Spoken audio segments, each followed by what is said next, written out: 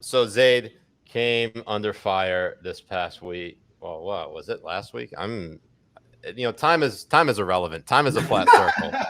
Mhm. But Zaid, tell us a little bit about Harper's letter because the letter, it's titled "A Letter on Justice and Open Debate." If you're not online, you have no idea what's going on. People in the outside, people in the real world have really no idea. This is really just like an online uh, specific issue. I don't think I saw any coverage of it in on cable news.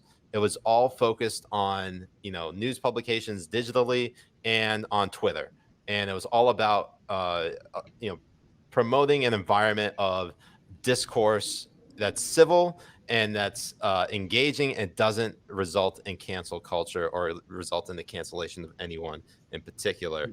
So Zaid, take me through it. How did Harper's letter approach you in all of this? Yeah, so basically, I don't actually know who was the person who necessarily started it. A couple of at least one of the early signatories reached out to me. Apparently, about 20 people were part of writing this. And basically, the idea was that we didn't point to too many specific cases in this letter. We kind of alluded to a couple, but as a general principle, we believe that in the United States right now, in a lot of intellectual institutions, so like news media, universities, some private businesses, there is a kind of a fear settling in of just like disagreeing with whatever the prevailing norm is in your workplace. Yeah. This is not something that happened over the past few months, although it's particularly intense over the past few months. It's something that's happened over the past few years. It maybe has some generational characteristics where I think some of the younger staffers often, I think they value conformity more than they value the value of debate. Like they're very morally certain. Like they think they know what's right. And if people are debating against it, they're kind of roadblocks on the path to achieving the victory of whatever issue they're trying to do. And I Hmm. think some of the older people, and I'm probably in this generation now, where I'm in that cohort, I think we have our beliefs, but we also think it's really important to like pause, see our blind spots, have back and forth debates about things, and have kind of a wide range of opinion. Whereas I think the other side wants a narrow range of opinion because they think it'll lead to maybe more cohesion. Maybe it'll get them whatever they're seeking in the world, whatever they want to accomplish, whether it's on public policy or cultural change. And I think they tend to have a much higher sensitivity to dissenting opinions. There was someone, Matt Iglesias from Vox, signed this letter. One of his Right. colleagues said that him signing the letter made her feel unsafe. Now, in my generation of people, most people would define safety as a threat to your physical safety. Someone will punch you, hit you, hurt you, kill you. For a lot of these folks, I think it means if they have an emotional discomfort disagreeing with someone, that can be interpreted as feeling unsafe. Hmm. And I think that's one of the big things that the letter was fighting against, was saying that we should be able to actually civilly discuss things. Of course, we shouldn't be trolling or hating on each other or whatever, but we should at least be able to have these debates. And people shouldn't be shutting each other down with threats of saying you're I don't feel safe here, going to HR, trying to get somebody fired, trying to get somebody sanctioned. That's just not a great environment and a great climate for open debate. And I think I've heard countless stories, behind closed door type stories, just people working at publications, people working at nonprofit organizations, I think in universities as well, where people are just really, really scared that they can't speak their mind. And for the most part, these are not people with extreme worldviews at all. Like they tend to be Right. fairly middle of the road type people who typically you wouldn't see as very provocative. You wouldn't see them as like trolls or Yeah. extremists, but they think that that dissenting from a prevailing wisdom in whatever the environment that they're in is just so difficult that they're afraid to do it. And I think part of that is because some people have been fired over extremely trivial things lately. Like there was a woman who, she's a professor at a university. She was in some kind of anti-racist training meeting or something like that, and she blinked for a second, or she kind of people thought she was falling asleep. 2,000 people signed a letter saying that she should be fired from her university Yeah. because they thought she was falling asleep during the anti-racist Zoom meeting, right? And that's not even an unusual thing. When you read that story, you're like, yeah, that's another example of like 15 other things I've heard recently, right? Yeah.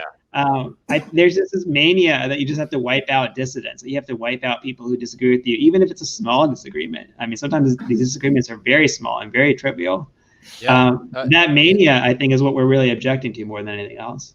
I really want to ask you about this whole stuff with Barry Weiss, the New York Times opinion writer and editor, who was uh, she published just a day or so ago that she was resigning from the New York Times because of the culture, of the hostile work environment that she found herself in, all stemming from not just the Harper's leather, but just in general. She's been there. She was there for 3 years, and you didn't see, like, there was a lot of people. There were a lot of people complaining about her, and still people are still complaining about her. You had Marissa Kabas post a tweet of a rejection email that she got for one of her pitches, and it was like the nicest rejection email I've probably ever seen from an editor. Like, why is there so much hatred towards people like Barry Weiss?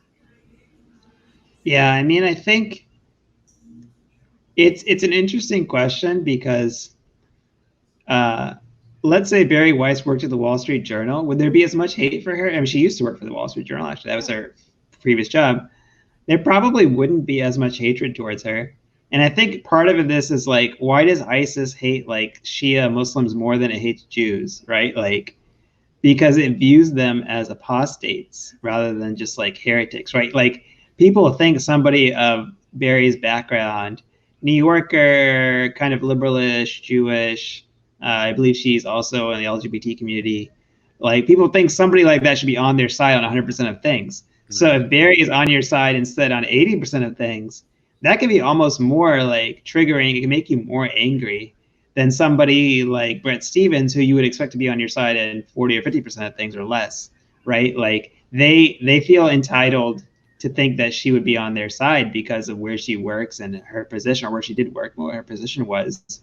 I think that explains a lot of it. They just see her as kind of a traitor to the liberal cause, because I mean, I know Barry, and I've talked to Barry a number of times. She's fairly liberal, but I think she's also presents some positions that question some liberal dogma, or at least dogma at the New York Times.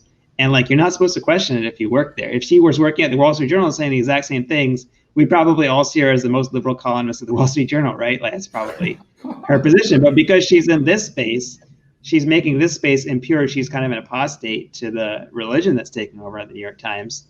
And I think for that reason, a lot of people felt licensed to harass her, intimidate her. She would constantly get kind of internal work threats.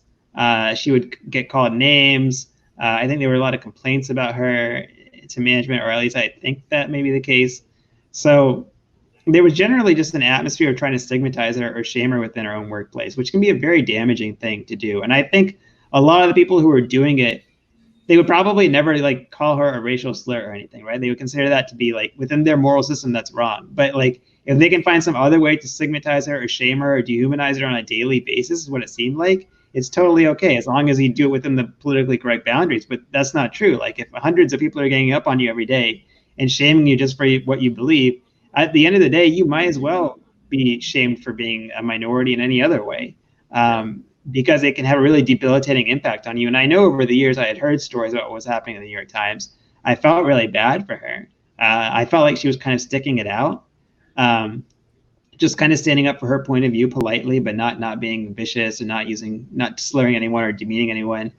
But at a certain point, I think it just gets too hard to stay in that kind of work environment. And I'm not saying, you know, someone's watching and saying, why are you crying over a New York Times columnist and editor, such a privileged position? Of course, it's not the worst thing in the world, but it does kind of suck. Like, if you were in a workplace and all your colleagues hated you just because you think you believe slightly differently than that, and literally she just behaves slightly differently, differently. Like, she's still like an anti-Trump liberal. She's like center left, probably, right? Is how you would define her. And if every day, like, hundreds of people were dissing you in your own workplace about that, after a few years, you'd probably leave too. Like, most of us probably would leave it.